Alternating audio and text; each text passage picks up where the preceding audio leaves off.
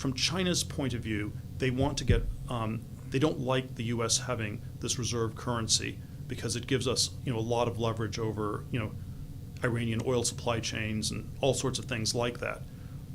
They don't want the renminbi to become a reserve currency because then you have to open your capital account and you have to do all sorts of things that they really don't want to do.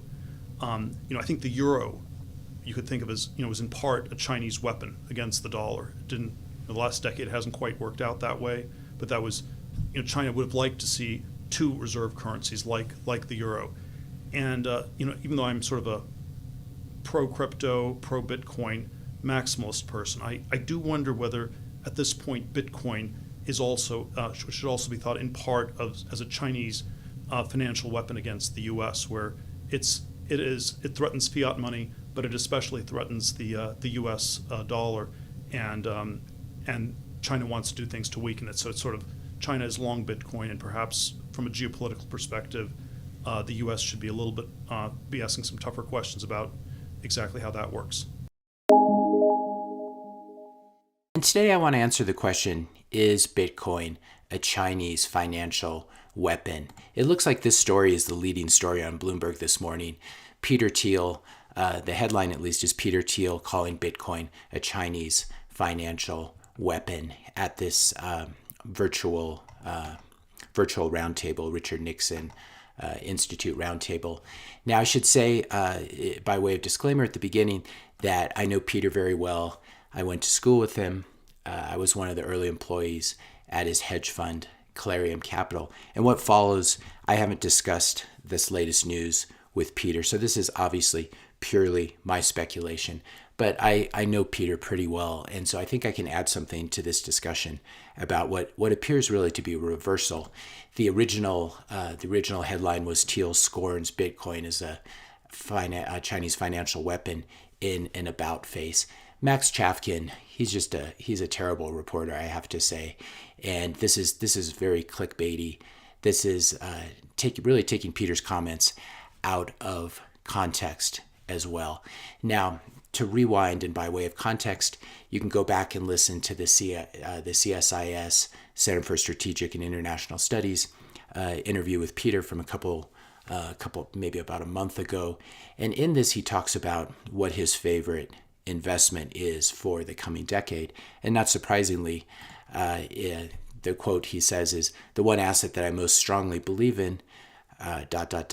He goes in and talks a little bit about the FANG stocks, how they were what he calls a stupid investment, where you could just put your money in them for 10 years and not have to do anything and make 8 times your money. He thinks Bitcoin is similar for the next decade. My one candidate for the one investment that is so big and so stupid is just to buy Bitcoin." Peter held Bitcoin at least as late as 2018. There were Bloomberg stories about this. This is all public. And given Peter's libertarian background and his role as a co-founder of PayPal, he obviously has spent a lot of time thinking about currencies. PayPal was originally marketed behind the scenes as the new world currency. So Peter understands currencies and store of value very well. And he's been very bullish on Bitcoin for the last 11 years, which makes these kind of stories very surprising. When I saw this, I could barely believe my eyes. But then what you have to do in all these cases, because you cannot trust journalists these days, journalists on the left and on the right are pretty terrible, you have to go back in and really listen to the seminar. So here's a transcript of the seminar. I haven't listened to the entire thing, but I have listened to the immediate context. And this is the immediate context. This is a transcription from that same roundtable that Max Chafkin is quoting from. China doesn't like the U.S., so these are Peter's words in this transcript. China doesn't like the U.S. having this reserve currency because it gives us a lot of leverage over oil supply chains, etc. He goes on to say that I think the euro, you can think of it as a Chinese weapon against the dollar. And this sort of shows the kind of metaphors he's using. Peter obviously does not believe that the Chinese Communist Party developed the euro in the late 90s and is using it as a weapon against the dollar. This is absurd to think.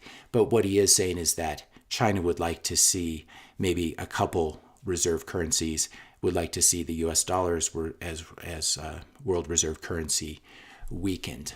And as he says, China would have liked to see two reserve currencies, including the U.S. dollar and the euro. And then here's really the quote that everyone's talking about.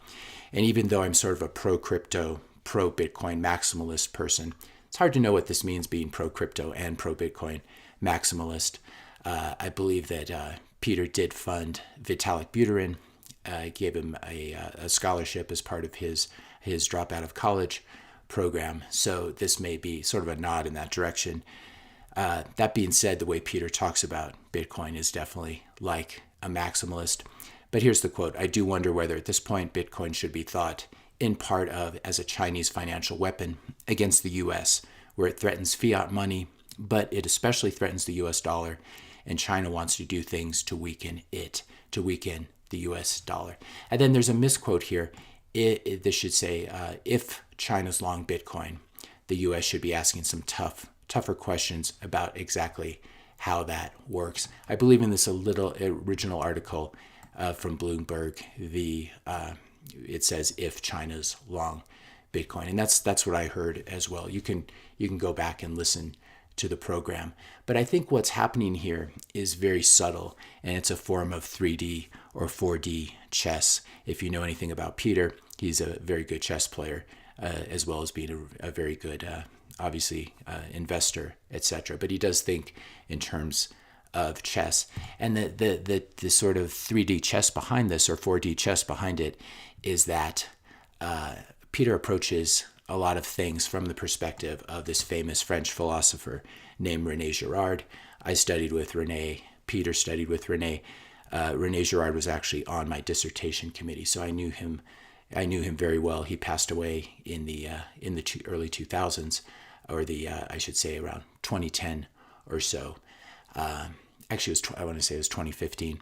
Either way, he has a theory about how we imitate we take our desires from other people. This is called the mimetic theory that Girard's very famous for, and Peter's talked about it in a lot of interviews as well, that people desire something not for its intrinsic value, but because other people desire it. So we don't just imitate other people in their mannerisms and gestures, but we also imitate them in their desires. And for example, if one guy likes one girl, makes it more likely that his best friend may fall in love with the same girl, etc. And we see this throughout Shakespeare and Don Quixote. And René Girard really started off as a French literature professor, so he's very familiar with how this works in the world of fiction, but also in the world of non-fiction.